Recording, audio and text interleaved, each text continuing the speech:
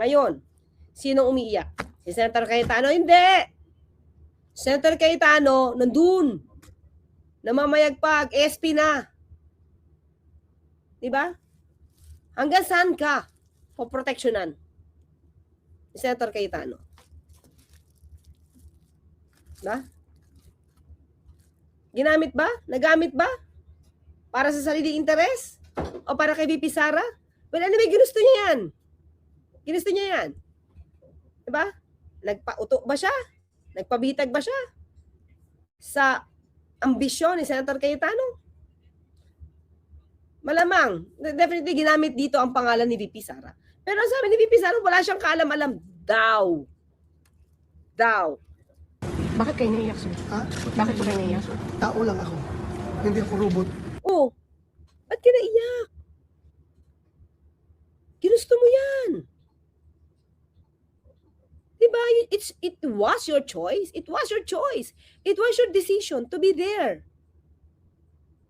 Alam mo naman palang may warat. Alam mo may subpina. Ang sabi ni Senator Robin, huwag kang lilitaw. Diba? Ang sabi ni Senator Robin, huwag kang lumitaw. Pero you appeared. Who convinced you? Who pushed you? Who encouraged you?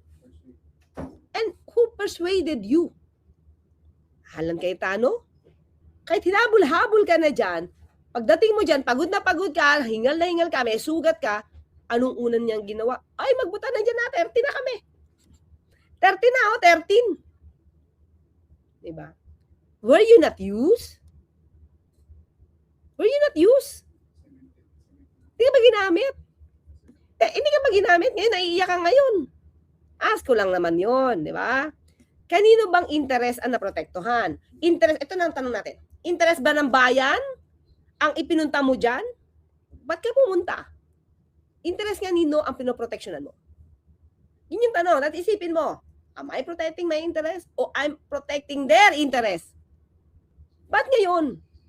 Ba't ngayon? Yung pinaglalaban mo si VP Sara, ayun o, nakabakasyon sa dahig. O ngayon, si Senator Alan, katabi mo ba matulog? Kasama mo ba matulog dyan? Ano?